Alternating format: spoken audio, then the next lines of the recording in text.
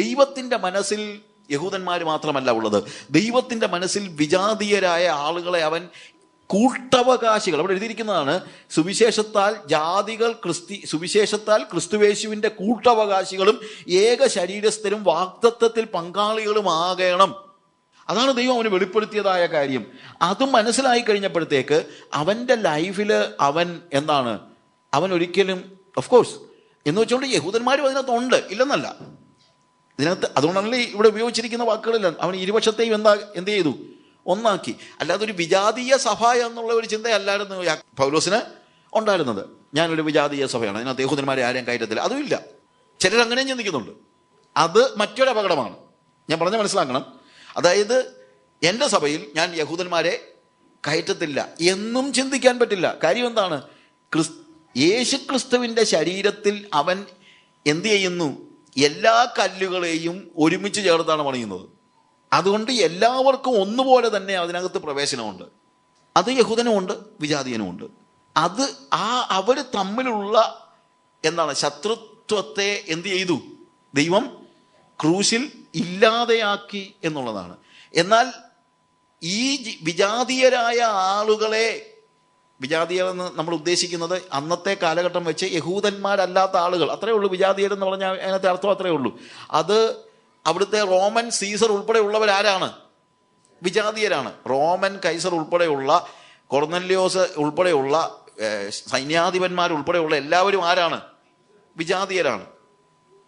അങ്ങനെ ആ വിജാതീയരായ ആളുകളെ കുറിച്ച് ദൈവത്തിനൊരു പദ്ധതി ഉണ്ടെന്ന് അവൻ മനസ്സിലാക്കി. റോമാലേഖനത്തിലാണെങ്കിലും ഇതിൻ്റെ 3-ാം അധ്യായത്തിൻ്റെ, റോമാലേഖനം 3-ാം അധ്യായത്തിൻ്റെ 23 മുതലുള്ള വാക്യങ്ങൾ നമ്മൾ വായിക്കുമ്പോൾ ഒരു വ്യത്യാസവുമില്ല. എല്ലാവരും പാപം ചെയ്ത് ദൈവതേജസ് ഇല്ലാത്തവരായി തീർന്നു. അപ്പോൾ റോമാലേഖനം 1-ാം അധ്യായം മുതൽ പൗലോസ് പറയുന്നത് അതാണ്.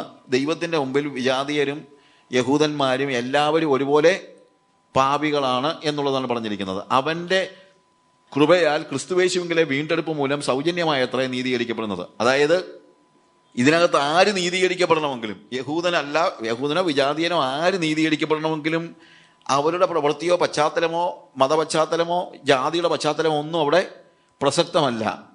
ആര് നീതീകരിക്കപ്പെടണമെങ്കിലും അവൻ്റെ കൃപയാൽ ക്രിസ്തുവേശുവിലെ വീണ്ടെടുപ്പ് മൂലം സൗജന്യമായിട്ടാണ് നീതീകരിക്കപ്പെടുന്നത്. നീതീകരിക്കപ്പെടാൻ ഒറ്റ മാർഗമേ ഉള്ളൂ. പ്രവൃത്തികളല്ല, ന്യായപ്രമാണമല്ല, ജീവിത രീതിയല്ല, ഒന്നുമല്ല. ക്രിസ്തുവേശുവിൽ സൗജന്യമായിട്ട് നീതീകരിക്കപ്പെടുകയാണ്. വിശ്വസിക്കുന്നവർക്ക് അവൻ തൻ്റെ രക്തം മൂലം പ്രായശ്ചിത്തമാകുവാൻ ദൈവം അവനെ പരസ്യമാക്കി നിർത്തിയിരിക്കുന്നു. ദൈവം തൻ്റെ പൊറുമയിൽ മുൻകഴിഞ്ഞ പാപങ്ങളെ ശിക്ഷിക്കാതെ വിടുന്ന നിമിത്തം അവൻ്റെ നീതിയെ പ്രദർശിപ്പിക്കുവാൻ താൻ നീതിമാനും യേശുവിൽ വിശ്വസിക്കുന്നവനെ നീതീകരിക്കുന്നവനുമാകേണ്ടതിന് ഇക്കാലത്ത് തൻ്റെ നീതിയെ പ്രദർശിപ്പിക്കാൻ അങ്ങനെ ചെയ്തു. നോക്കുക, അവിടെ നീതീകരിക്കപ്പെടാൻ യേശുവിൽ വിശ്വസിക്കുന്നവൻ എന്നുള്ള ഒരൊറ്റ ടൈറ്റിലും ഒരൊറ്റ കാര്യം മാത്രമേ പറയുന്നുള്ളൂ. ഹൂഎവർ ബിലീവ്സ് ഇൻ ഹിം, ഇല്ലേ, അവനിൽ വിശ്വസിക്കുന്നവൻ. വിശ്വസിക്കുന്നു പറഞ്ഞു കഴിഞ്ഞാൽ യേശു ഉണ്ടെന്ന് വിശ്വസിക്കുന്നതോ യേശു മരിച്ചെന്ന് വിശ്വസിക്കുന്നതൊന്നും അല്ല. വിശ്വസിക്കുന്ന ആശ്രയിക്കുകയാണ്, ടോട്ടലി ഏൽപ്പിച്ചു കൊടുക്കുന്നതാണ് വിശ്വാസം. അങ്ങനെ ജീവിതത്തെ യേശു ക്രിസ്തുവിനെ ഏൽപ്പിച്ചു കൊടുക്കുമ്പോഴാണ് ഒരുവൻ എന്ത് ചെയ്യുന്നത്, നീതീകരിക്കപ്പെടുന്നത്. അതായത് എൻ്റെ പ്രവൃത്തികളിൽ നിന്നും ഞാൻ വിരമിച്ച് എൻ്റെ ശരീരത്തിൽ യേശുവിന് ജീവിക്കാൻ ഞാൻ യേശുവിന് എന്നെ തന്നെ ഏൽപ്പിച്ചു കൊടുക്കുന്നതാണ് ഫെയ്ത്ത്. നമ്മുടെ ആളുകൾ വാസം പറഞ്ഞ ഫെയ്ത്ത് എന്ന് പറഞ്ഞാൽ ഇത്രയുമെങ്കിലും അടിസ്ഥാനപരമായി മനസ്സിലാക്കണം. അല്ലെങ്കിലുള്ള പ്രശ്നം എന്നറിയാമോ, യേശു ഉണ്ടെന്ന് വിശ്വസിക്കുന്നവൻ പോലും വിശ്വാസിയാണെന്ന് നമുക്കിപ്പോഴും ധാരണ. അല്ലെങ്കിൽ മാക്സിമം യേശു പാപങ്ങളുടെ പരിഹാരത്തിന് വേണ്ടി യേശു ക്രിസ്തു കാൽവരി ക്രൂശിൽ മരിച്ചു എന്ന് വിശ്വസിക്കുന്നു. അത് ഒരു വിശ്വാസം. ബിബ്ലിക്കൽ ഫെയ്ത്ത് എന്ന് പറയുന്നത് ഫെയ്ത്തും ബിലീഫും രണ്ടാണ്. ഇംഗ്ലീഷിൽ കുറച്ചുകൂടെ കൃത്യമാണ്. വി ആർ ബിലീവിങ് സംതിങ്, അതല്ല, we are believing a fact. ഒരു വസ്തുതയാണ് നമ്മൾ എന്ത് ചെയ്യുന്നത്, വിശ്വസിക്കുന്നത്. പക്ഷേ ഇത് വിശ്വാസമല്ല, ആശ്രയമാണ്. Faith is trust, it is not just believing. നമ്മൾ സ്വാഭാവികമായി ഒരു വസ്തുത വിശ്വസിക്കുക. പല ആളുകളും ഒരു യേശു ക്രിസ്തുവിൻ്റെ ചരിത്രം വിശ്വസിക്കുന്നവരുണ്ട്. സുവിശേഷത്തിൽ പറഞ്ഞിരിക്കുന്ന യേശുവിൻ്റെ ചരിത്രം വിശ്വസിക്കുന്നവർ അവർ വിശ്വാസികളല്ല. കാര്യം അവരെ സംബന്ധിച്ചിടത്തോളം നാഥുറാം ഗോഡ്സെ മഹാത്മാഗാന്ധിയെ വെടിവെച്ചു എന്ന് ചരിത്രത്തിലുള്ളത് വിശ്വസിക്കുന്നത് പോലെ തന്നെ അവർ വിശ്വസിക്കുന്നു യേശു ക്രിസ്തുവിനെ യഹൂദന്മാര് കാൽവറി ക്രൂശിൽ തറച്ചു കൊന്നു. അതല്ല ഫെയ്ത്ത്. ഹിസ്റ്ററി വിശ്വസിക്കുന്നത് പോലെ അതായത് ഗാന്ധിജിയുടെ ചരിത്രം വിശ്വസിക്കുന്നത് പോലെ യേശുവിൻ്റെ ചരിത്രം വിശ്വസിക്കുന്നവനെ നമുക്ക് എന്ത് പറയാൻ പറ്റില്ല? വിശ്വാസി എന്ന് വിളിക്കാൻ പറ്റില്ല. കാര്യം ബിബ്ലിക്കൽ ഫെയ്ത്ത് എന്ന് പറയുന്നത് വസ്തുതകളിലുള്ള വിശ്വാസം മാത്രമല്ല. തീർച്ചയായും വസ്തുതകളിൽ വിശ്വസിക്കുന്നു, നമ്മൾ ചരിത്രത്തിൽ നമ്മൾ വിശ്വസിക്കുന്നുണ്ട്. എന്നതുപോലെ യേശുവിൻ്റെ ചരിത്രം ഗോസ്പൽസിൽ രേഖപ്പെടുത്തിയിരിക്കുന്നത് നമ്മൾ 100% വിശ്വസിക്കുന്നുണ്ട്. പക്ഷെ അതുകൊണ്ട് മാത്രം ഒരാൾ വിശ്വാസിയാകുന്നില്ല. വിശ്വാസി ആശ്രയിക്കുന്നവനാണ്. ആശ്രയം എന്താണ്? ഞാൻ എന്നിൽ ജീവിക്കാതെ എൻ്റെ ജീവിതം യേശുവിനെ ഏൽപ്പിച്ചു കൊടുക്കുന്നതാണ് വിശ്വാസം. അതാണ് ഫെയ്ത്ത്. ഒരുവൻ ബിലീഫ് കൊണ്ടല്ല ഒരുത്തൻ രക്ഷിക്കപ്പെടുന്നത്, ഫെയ്ത്ത് കൊണ്ടാണ്. ഏകദേശം മനസ്സിലായെന്ന് ഞാൻ ചിന്തിക്കുന്നത്. അതായത് ഫെയ്ത്താണ് ഇവിടുത്തെ വിഷയം. By faith, not by believing. Faith എന്താണ്? ഫെയ്ത്ത് ആശ്രയിക്കുക, ഏൽപ്പിച്ചു കൊടുക്കുക. എങ്ങനെ ഏൽപ്പിച്ചു കൊടുക്കുക? ടോട്ടലായിട്ട് ഏൽപ്പിച്ചു കൊടുക്കുക. യേശുവിന് എന്നിൽ ജീവിക്കാനായിട്ട് ഞാൻ എന്നെ തന്നെ ക്രൂശിച്ച് യേശുവിന് എന്നിൽ ജീവിക്കാൻ എന്നെ ഏൽപ്പിച്ചു കൊടുക്കുന്നതാണ് ഫെയ്ത്ത്. അത് നിങ്ങൾ അടിസ്ഥാനപരമായി എല്ലാവരും മനസ്സിലാക്കണേ. അത് മനസ്സിലാക്കാത്തത് കൊണ്ട് നമ്മൾ പലപ്പോഴും നീ യേശുവിൽ വിശ്വസിക്കുന്നുണ്ടോ? ഉണ്ട്. യേശു കർത്താവ് കാൽവരി ക്രൂശിൽ മരിച്ചെന്ന് വിശ്വസിക്കുന്നുണ്ടോ? ഉണ്ട്. അത് വിശ്വസിക്കണം. പക്ഷേ അത് വിശ്വസിച്ചതുകൊണ്ട് മാത്രം ആരും സ്വർഗത്തിൽ പോകത്തില്ല. അത് വിശ്വസിക്കുന്നവരെല്ലാം സ്വർഗത്തിൽ പോകുമായിരുന്നെങ്കിൽ നമ്മളെക്കാളും നേരത്തെ സാത്താൻ സ്വർഗത്തിൽ പോയേനെ. കാര്യം സാത്താൻ ഇതെല്ലാം നമ്മളെക്കാളും നന്നായിട്ട് വിശ്വസിക്കുന്നുണ്ട്, അല്ലേ? സാത്താൻ വിശ്വസിക്കുന്നുണ്ട്, പക്ഷെ അവൻ ദൈവത്തിൽ ആശ്രയിക്കുന്നില്ല, അവൻ ഏൽപ്പിച്ചു കൊടുക്കുന്നില്ല, അവന് മാനസാന്തരമില്ല, അവന് രൂപാന്തരമില്ല, അവനൊന്നുമില്ല.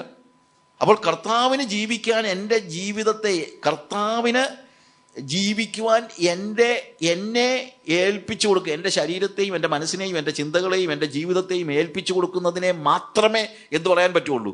ഫെയ്ത്ത് എന്ന് പറയാൻ പറ്റുള്ളൂ. ഫെയ്ത്താണ്. Faith links me with Jesus and Jesus links me with God. അത് ഒരു അടിസ്ഥാനപരമായ ഒരു തത്വമാണ്. വിശ്വാസം എന്നെ യേശുവുമായി ബന്ധിപ്പിക്കുന്നു, യേശു എന്നെ ദൈവവുമായി ബന്ധിപ്പിക്കുന്നു. ഞാൻ പറഞ്ഞ ശ്രദ്ധിക്കണം. വിശ്വാസം എന്നെ യേശുവുമായി ബന്ധിപ്പിക്കുകയാണ്, യോജിപ്പിക്കുന്നു തന്നെ പറഞ്ഞു. വിശ്വാസം എന്ത് ചെയ്യുന്നു? എന്നെ യേശുവുമായി ഒന്നിപ്പിക്കുന്നു. ആ വാക്ക് തന്നെ കറക്റ്റാണ്. When you have faith you are united with Jesus. By faith you are united with Jesus. Faith എന്നെ യേശുവുമായി ഒന്നിപ്പിക്കുന്നു, യേശു എന്നെ ദൈവവുമായി ഒന്നിപ്പിക്കുന്നു. കാര്യം യേശുവിലൂടെ മാത്രമേ എനിക്ക് എന്ത് ചെയ്യാൻ പറ്റുള്ളൂ? ദൈവത്തിലേക്ക് പ്രവേശിക്കുവാനായിട്ട് കഴിയത്തുള്ളൂ. കർത്താവ് പറഞ്ഞു, only through me. If somebody wants to reach God the Father, it is only through me. ഞാൻ മുഖാന്തരമല്ലാതെ ആരും പിതാവിൻ്റെ അടുക്കൽ എത്തുന്നില്ല.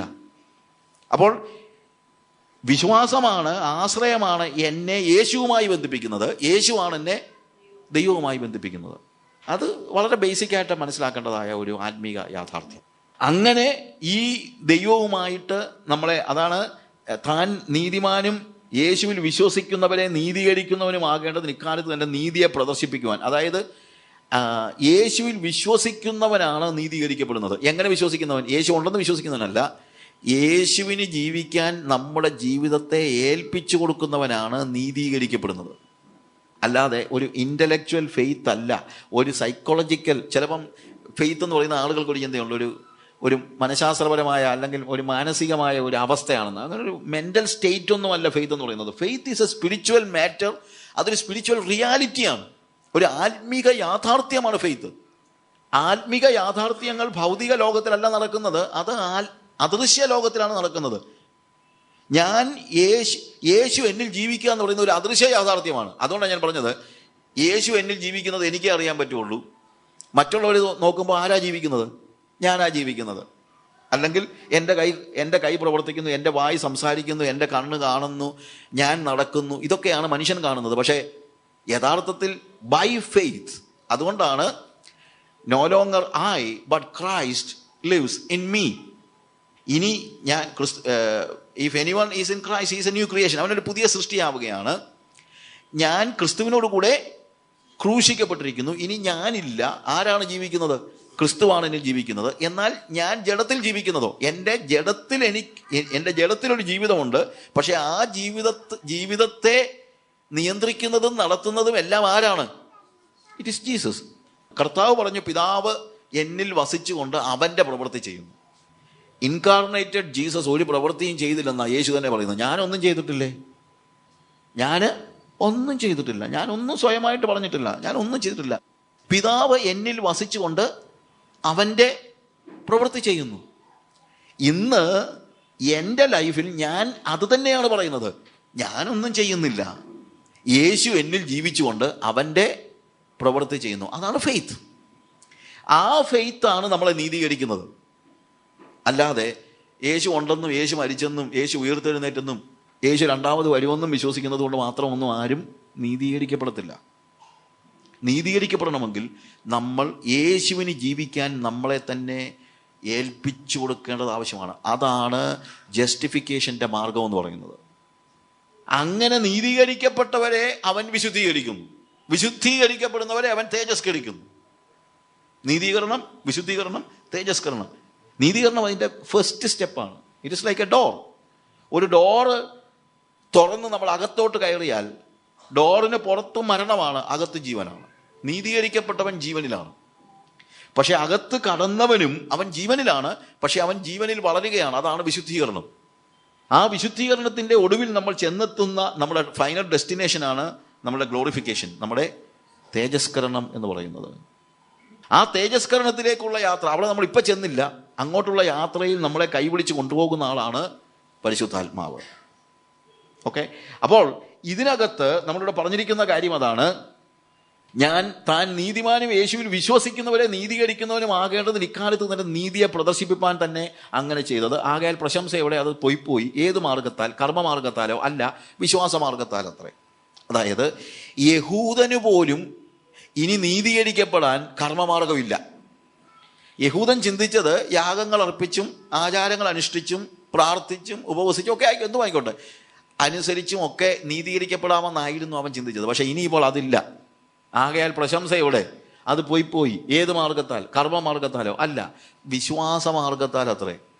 ഇനിയിപ്പോൾ നീതീകരിക്കപ്പെടാൻ ഇതല്ലാതെ വേറെ മാർഗമൊന്നുമില്ല.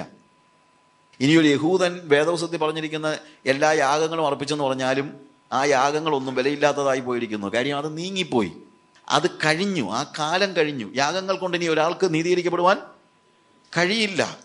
ഇനിയിപ്പോൾ വിശ്വാസമാർഗമല്ലാതെ യഹൂദന് പോലും രക്ഷിക്കപ്പെടാൻ പറ്റില്ല. നമുക്കൊക്കെ ഒരു വലിയ പ്രോബ്ലം ഉണ്ട്. യഹൂദൻ എന്തോ പ്രത്യേക പാർട്ടികളാണെന്നും അവന്മാരെ ഇപ്പോഴും ദൈവം വേണമെങ്കിൽ അങ്ങ് സ്വർഗത്തിലോട്ട് കൊണ്ടുപോകുമെന്നും, അല്ലെങ്കിൽ രക്ഷിക്കപ്പെടാത്ത യഹൂദനെ കൂടെ അങ്ങ് കൊണ്ടുപോകുന്നതാണ് പലരുടെയും ചിന്ത. യഹൂദൻ ഇന്ന് ഏതൊരു ജാതിയെയും പോലെയാണ്, അത് നിങ്ങൾ മനസ്സിലാക്കണം. അതുകൊണ്ട് ഇപ്പം ഈ മൊസാദും മറ്റുള്ള ആളുകളുമൊക്കെ യഹൂദന്മാർക്ക് വേണ്ടി ഒത്തിരി പ്രചരണങ്ങളും മറ്റുള്ള കാര്യങ്ങളും നടത്തുന്ന ആളുകളുണ്ട്. അത് അവരുടെ രാഷ്ട്രീയ നയമാണ്, അല്ലാതെ അതിനകത്ത് നമ്മൾ വേദപുസ്തകത്തെ കൂട്ടിക്കുഴച്ചിട്ട് കാര്യമൊന്നുമില്ല. അപ്പം യഹൂദന്മാരെ എല്ലാം യെരുശലേമിൽ കൊണ്ടുപോകണമെന്ന് പറഞ്ഞുകൊണ്ടൊരു ഗ്രൂപ്പ് പറഞ്ഞിട്ടുണ്ട്. അതായത് അവർ പറയുന്നത് എല്ലാ യഹൂദന്മാരും എവിടെ ചെല്ലണം? യെരുശലേമിൽ ചെല്ലണം. അങ്ങനെ യെരുശലേമിൽ ചെല്ലുമ്പോഴാണ് കർത്താവ് വരുന്നത്. അതുകൊണ്ട് നമ്മുടെ ജോലിയാണ് എന്ത് ചെയ്യേണ്ടത്? എല്ലാ യഹൂദന്മാരെയും ഇവിടുന്ന് എവിടെ കൊണ്ടുപോകണം? യെരുശലേമിൽ കൊണ്ടുപോകണം. അതിനുവേണ്ടി നിങ്ങൾ കാശ് തരണം എന്ന് പറഞ്ഞ് കാശ് പിടിക്കുന്നവരും ഉണ്ട്. പിടിക്കുന്നുണ്ടെന്നല്ല, പിടിച്ചോണ്ടിരിക്കുകയാണ്. യഹൂദന്മാരെ അല്ല എവിടെ കൊണ്ടുപോകാൻ? യെരുശലേമിൽ കൊണ്ടുപോകാൻ. എൻ്റെ പ്രിയമുള്ളവരെ, യഹൂദന്മാരെ യെരുശലേമിൽ കൊണ്ടുപോകാനല്ല നോക്കേണ്ടത്, യഹൂദന്മാരെ സ്വർഗത്തിൽ കൊണ്ടുപോകാൻ നോക്ക്. യഹൂദന്മാരെ യെരുശലേമിൽ കൊണ്ടുപോയി നമ്മൾ നിശ്ചയിച്ചവന്മാർ അമേരിക്കയിലുള്ള യഹൂദന്മാരെല്ലാം കൂടെ യെരുശലേമിലേക്ക് പോകുമോ? അല്ല പോയാൽ അവന്മാർ എവിടെ താമസിക്കും? വെറുതെ അവർക്ക് വഴക്കുണ്ടാക്കരുതേ. അവിടെ പോയി അവൻ എവിടെയെങ്കിലും ജീവിക്കട്ടെ. അവന്മാരെല്ലാം കൂടെ ഇപ്പോൾ യെരുശലേമിൽ ചെന്ന് എന്തെടുക്കാൻ? ഇനി നമ്മൾ കാശ് കൊടുത്താൽ പോകുമോ? ഇവിടെ ഈ കൊച്ചി കിടക്കുന്ന യഹൂദന്മാരൊക്കെ കോടീശ്വരന്മാരാണ്. ആകെപ്പാടെ 10-18 ഉള്ളൂ. അവന്മാർക്ക് നമ്മൾ കാശ് കൊടുക്കാൻ വണ്ടിക്കൂലി ഇല്ലാഞ്ഞിട്ടാണോ അവന്മാർ പോകാത്തത്? എനിക്കറിയാൻ കഴിഞ്ഞിട്ട് ചോദിക്കുക. ഇതൊക്കെ പിശാചിൻ്റെ ഒരു തന്ത്രമാണ്. സുവിശേഷത്തിന് വേണ്ടിയും ദൈവരാജ്യത്തിന് വേണ്ടിയും സ്പെൻഡ് ചെയ്യേണ്ട കാശൂടെ അതിനുവേണ്ടിയുള്ള എഫേർട്ട്, പണം തന്നെയല്ലല്ലോ, ഇതിനുവേണ്ടി ബ്രോഷർ അടിക്കുന്നു, എന്തെല്ലാം കാര്യങ്ങളാണ് നടക്കുന്നത്.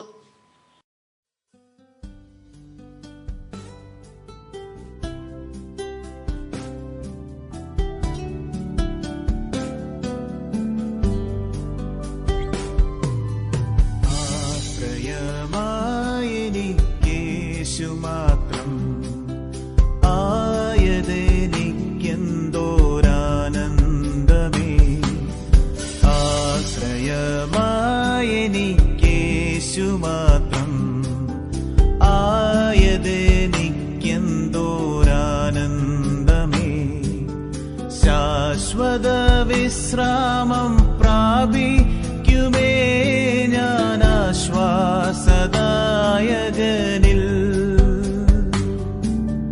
ശാശ്വത വിശ്രാമം പ്രാപിക്കുമേ ആശ്വാസദായകനിൽ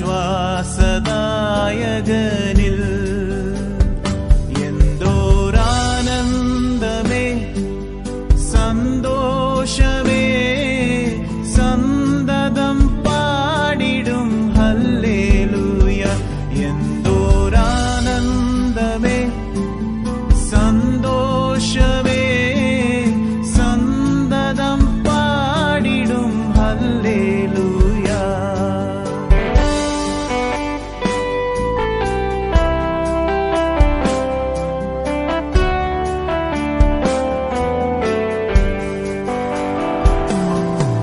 പാടുകൾ ജീവിതത്തിൽ വരുമ്പോൾ പാടി സ്തുതിക്കുവാൻ കൃപയരുൾക. പാടുകൾ ജീവിതത്തിൽ വരുമ്പോൾ പാടി സ്തുതിക്കുവാൻ കൃപയരുൾക. പാടുകളേറ്റൊരു നാഥൻ തരും വാടാ കിരീടമതും. പാടുകളേറ്റൊരു നാഥൻ തരും വാടാ കിരീടമതും. എന്തോരാനന്ദമേ സന്തോഷമേ സന്തതം പാടിടും ഹല്ലേലൂയ. എന്തോരാനന്ദമേ സന്തോഷമേ സന്തതം പാടിടും ഹല്ലേലൂയ.